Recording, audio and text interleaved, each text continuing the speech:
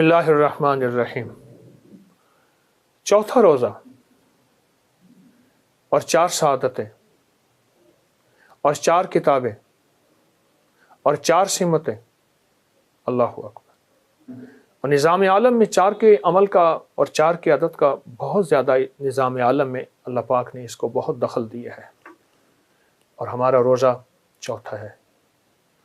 اچھا، 3 روزوں میں آپ نے احتیاطی بھی کی، اپنی روحانی طاقت کو، اپنی جسمانی طاقت کو بہت زیادہ احتیاط سے چلایا۔ روحانی طاقت اور جسمانی طاقت میں بہت زیادہ محبت اور پیار، اپنے آپ کو توجہ دی۔ محبت پیار اس لیے استعمال کیا کہ اپنی روحانیت کو بھی محبت دینی ہے، اپنے جسم کو بھی محبت دینی ہے، اور محبت احتیاط کے ساتھ ہوتی ہے، اور محبت کے لیے آپ نے اپنے جسم پہ اور اپنی روح پہ توجہ دینی ہے۔ اس کے لیے میں ایک چیز آپ کی خدمت میں عرض کروں گا۔ آپ سحری میں تو ویسے اٹھتے ہیں، 10 منٹ پہلے اٹھ جائیں، آپ تہجد کے صرف 2 نفل پڑھ لیں، بس 6 پڑھ لیں، 12 پڑھ لیں، 2 نفل پڑھ لیں۔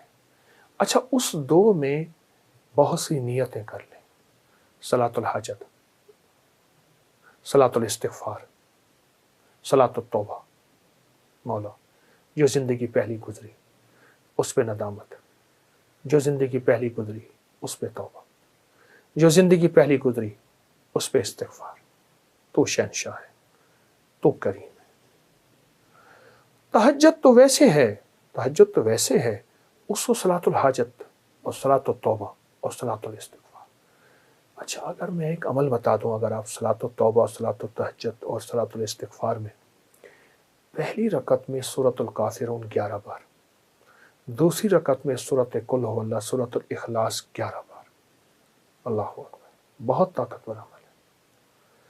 فرمایا جو بندہ تہجد کے وقت نفل پڑھے، رمضان میں بھی اور غیر رمضان میں بھی، رمضان کے بعد بھی، جو یہ نفل پڑھے اور اس نفل کے پڑھنے میں، نفل پڑھے اور اس نفل کے پڑھنے میں، یہ نفل میں سورۃ الکافرون اس میں شامل کرے، پہلی رکعت میں 11 اور سورۃ قل هو اللہ پہلی رکعت میں 11، اور اللہ جل شانہ کو ان 2 صورتوں کا وسیلہ دے کے دعا کہے، اور جو مانگے اللہ تعالیٰ فرماتے ہیں۔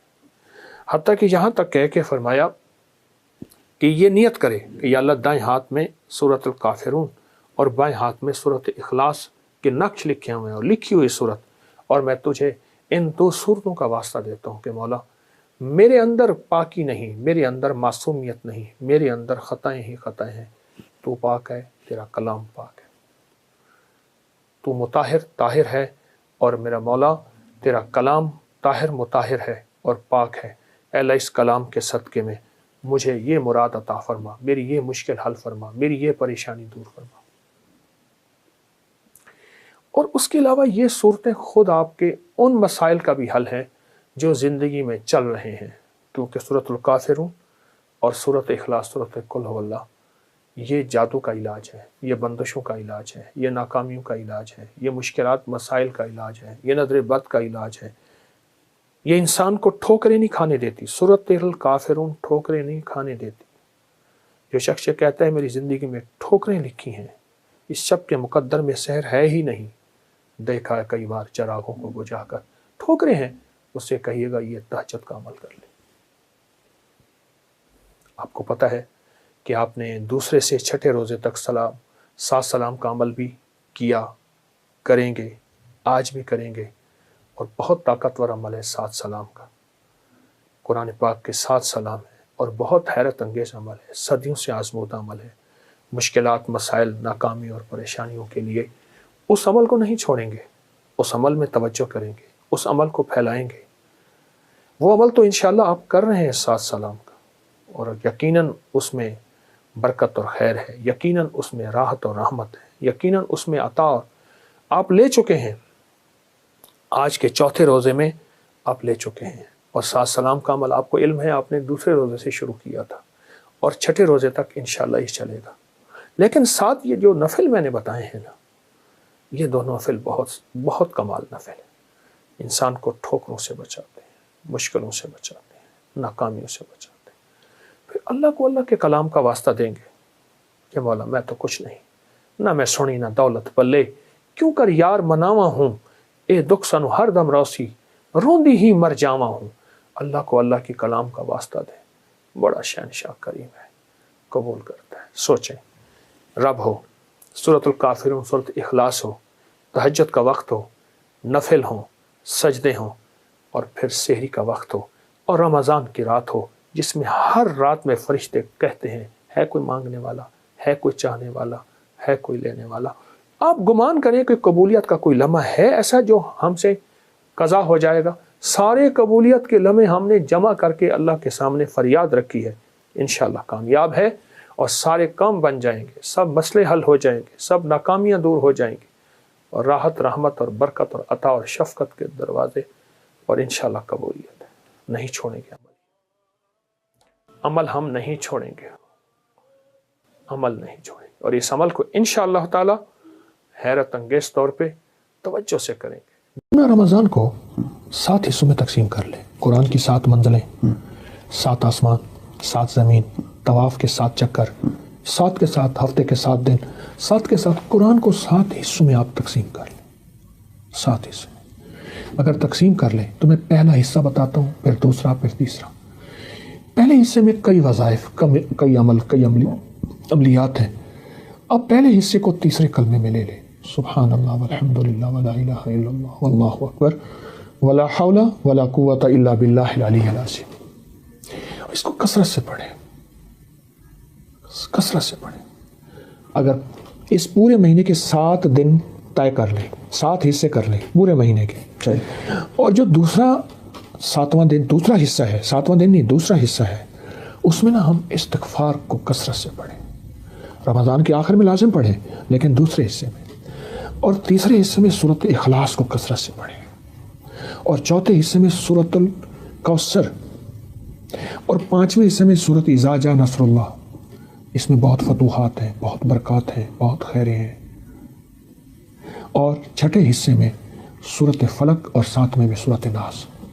اگر یہ پڑھ لیں، فائدہ کیا ہوگا؟ فائدہ یہ ہوگا کہ اس کے پڑھنے والے کی طرف رزق آئے گا، وقار آئے گا، دولت آئے گی، روحانیت آئے گی، عزت آئے گی، قرضے ختم ہوں گے، بیماریاں ختم ہوں گی، ناکامیاں ختم ہوں گی، گھریلو الجھنیں ختم ہوں گی، حالات کی سختیاں اور تلخیاں ختم ہوں گی۔ اگر یہ رمضان کو، باقی وظائف سب مبارک ہیں، میں اور بھی بتاتا ہوں، لیکن آج کی اس محفل میں یہ بتانا چاہتا ہوں، اور میں بحیثیت کوئی کامل وضیع اور بزرگ کی اجازت نہیں دوں گا، بحیثیت ڈاکیے کے میں اجازت دوں گا کہ مجھے بڑوں سے اجازت ہے، اور وہ میں اجازت دوں گا اپنے تمام وظائف کی نظر کھا گئے۔ دیکھیں، عمیا بڑے کہتے ہیں 3 چیزیں چھپانے کی ہیں، رزق، کھانا، عورت اور دولت، یہ چھپانے کی چیزیں۔ اچھا، اور وہی ہم ظاہر کرتے ہیں، وہ حسرت کی نظر کھا جاتی ہے۔ پہلے تو اس اسباب پہ نظر رکھیں، اسباب پہ نظر رکھیں، ٹھیک ہے۔ دوسرا، پھر اس کی حفاظت ہے۔ آیت الکرسی کی پہلی آیت 100 دفعہ، اللہ لا الہ الا هو الحی القیوم، اس کو 100 دفعہ پڑھیں وجدان سے، پھر آیت الکرسی پڑھیں۔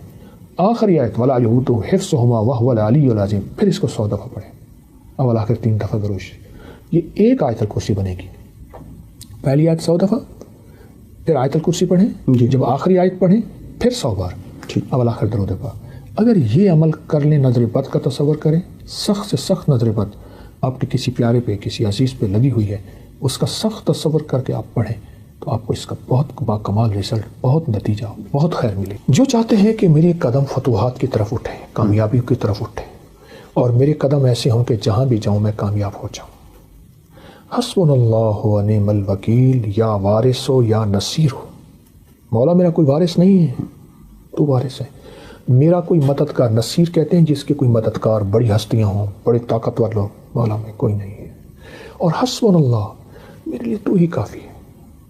جو بندہ اس کو ڈوب کے پڑھے، بات آ جاتی ہے ڈوب کے، گڑ گڑا کے، بھکاری بن کے، محتاج بن کے، منگتا بن کے، سارا دن پڑھے حسبنا اللہ و نعم الوکیل، یا وارث ہو یا نصیر ہو، غیبی نظام چلتا ہے، اس کی عزت کا، برکت کا، رزق کا، اور اللہ اس کو پر لگا دیتا ہے اڑنے کا۔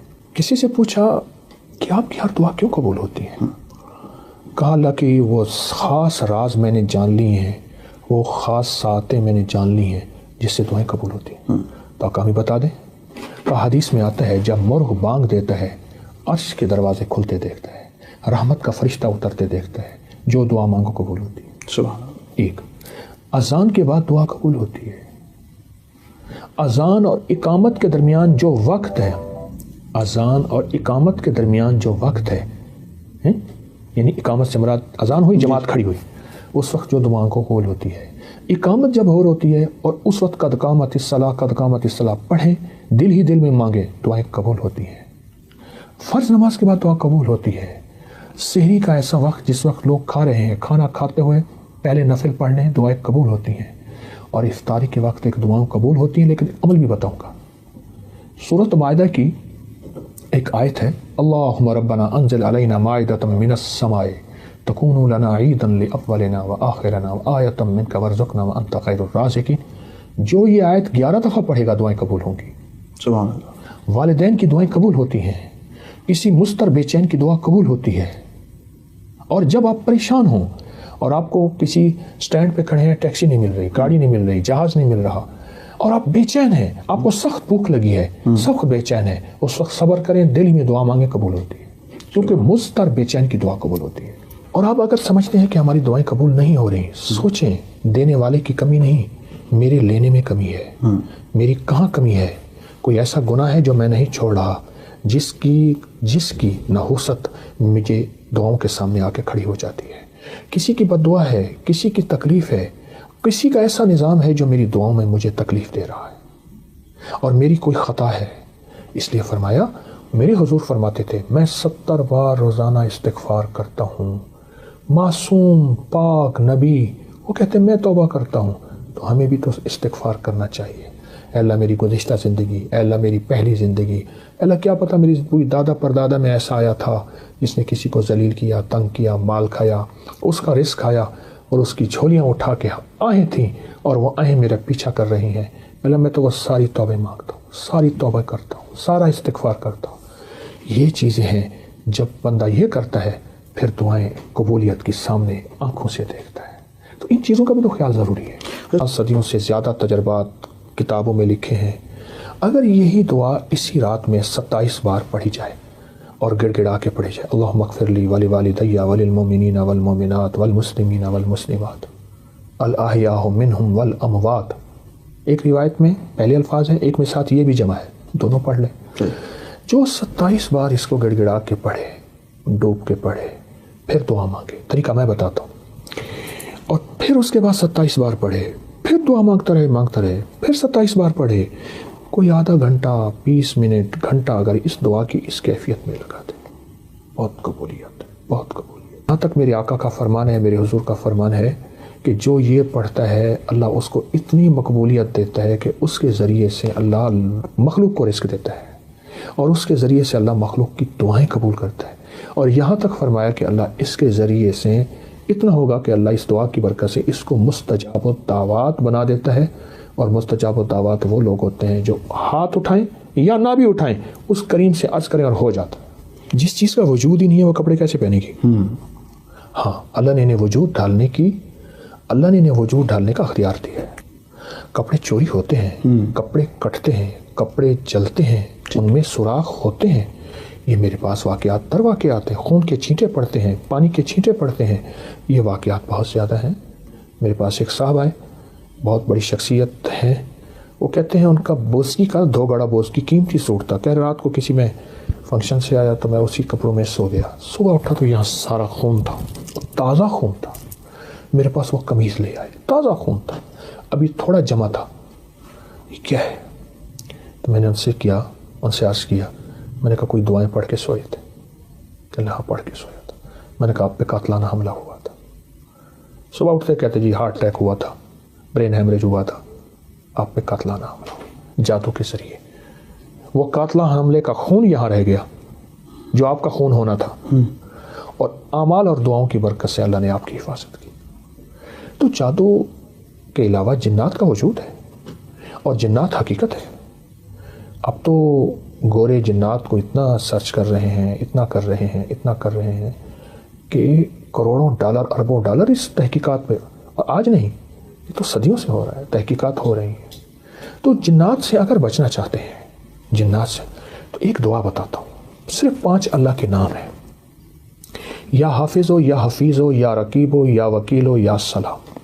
پھر کہوں گا، یا حافظ ہو، یا حفیظ ہو، یا رقیب ہو، یا وکیل ہو، یا سلام. اللہ پاک کے 5 نام ہیں. ان 5 ناموں کو اگر آپ صرف 11 بار، 21 بار، 40 بار پڑھ لیں، نماز کے بعد، صبح شام، چلتے پھرتے کھلا پڑھ لیں، اس میں بڑی طاقت ہے، بڑی حفاظت ہے جنات سے، جنات کی کالی دنیا سے، جنات کی کالی نظروں سے، جنات کے کالے روگوں سے، جنات کی کالی ٹھوکروں سے، اور جنات کے کالے منصوبوں سے بہت حفاظت ہے. اس لیے حلال کے بغیر تمنگر نہیں ہو سکتے. ایک ہے کثرت، ایک ہے برکت. کتی کتنے بچے دیتی ہے؟ 6 7 8 9 10. اصولاً تو کتی کے ریوڑ سڑکوں پہ ہونی چاہیے. ٹریفک بلا کو جو کتوں کا ریوڑ نکل رہا ہے. اور بکری کتنے بچے دیتی ہے؟ 1 یا 2. برکت کس میں ہے؟ بکری میں. حلال رزق کی جب تلاش ہوگی وہ تھوڑا ہوگا، اس میں ذائقے نہیں ہوں گے، اس میں اعلیٰ کھانے دسترخوان پہ نہیں سجیں گے. یہیں سے نسلوں میں برکت دولت ملتی ہے. حلال رزق، حلال رزق. ایک تو یہ اس پہ نظر ہو، اس پہ نظر ہو. دوسرا میں رزق کے لیے ایک چیز بتاتا ہوں. قل اللہم مالک الملک تؤتی الملک من تشاء سے لے کر بغیر حساب تک. ایک واقعہ میرے پاس ہے کہ ایک صاحب میرے پاس آئے، یہاں لاہور کے گاؤں کے رہنے والے تھے، میو تھے. ایک آدمی، شریف آدمی، مجھ سے کہنے لگے کہ بیٹیوں کی شادی ہے، گھر میں غربت ہے، ایک گاؤں میں رہتا ہوں، یہاں بارڈر، یہ واگا بارڈر کے ساتھ ایک گاؤں میں رہتا ہوں، بہت پریشانی ہے. تو میں نے ان سے کہا پڑھے ہوئے ہیں؟ کہا نہیں. میری بیوی پڑھی ہوئی ہے بیٹے؟ میں کہ نہیں. مرد جب تک وظیفہ تسبیح نہیں کرے گا، اکثر بیویوں کو پکڑا دیتے ہیں، بات نہیں بنے گی. اللہ نے مرد کو گھر کا وارث بڑا بنایا ہے، سربراہ بنایا ہے. کہا میں یاد کر لوں گا. میں نے کہا آیت یاد کرے، اور پھر سارا گھر اس کو پڑھے ایسے جیسے کوئی پاگل دیوانہ. بہت زیادہ پڑھے، بہت زیادہ پڑھے. کہیں مجھے ملے تھے، انہوں نے کہا جی ہمارے دوست ہیں، ان کی بات سن لیں. کسی پرائیویٹ نوکری کرتے تھے. مجھے یاد ہے اس وقت کہہ رہے تھے کہ میں 12-13 ہزار روپے ماہانہ لیتا ہوں. میں نے کہا اس کو پاگل ہو کے پڑھیں، دن رات پڑھیں، وضو پہ وضو پڑھیں. کچھ عرصے کے بعد مجھے ایک جگہ ملاقات ہوئی تو وہ صاحب میرے پاس ہے، میں نہ پہچان سکا. مجھے کہنے لگے میں وہی ہوں، اور اس کی آنکھوں میں آنسو تھے. اب وہ آنسو غم کے نہیں تھے، خوشی کے تھے کہ اللہ نے مجھے، میرے اوپر برکت کے دروازے کھولے ہیں، بخت کے، یہ لفظ ہیں. واہ. کہا کہ ایک وقت ایسا تھا کہ ہم ایک وقت میں بھی بھوکے رہ جاتے تھے، اور جب سے ہم نے پڑھا، کہا پہلے 5-6 مہینے کچھ نہیں ہوا. ہم نے کہا کچھ نہیں ہوگا، آپ کی آواز آئی جلدی نہ کرنا. 9 مہینے کچھ نہیں ہوا، سال کچھ نہیں ہوا، چھوڑا نہیں. بس اس کے بعد جو رب نے کہتے ہیں ایسے چھتیں پھاڑ دی. اور مجھے اس بندے کے آج بھی لفظ یاد ہے، ایسے چھن چھن کے کر کے سونا گر رہا تھا، چھن چھن، یہ لفظ یاد ہے. والد تو معالج تھے، علاج کرتے تھے. پھر ذاتی اپنا شوق، اپنا ذاتی جذبہ، وہاں سے یہ سلسلہ شروع ہوا. اور ایک ٹوٹکا بتاتا ہوں.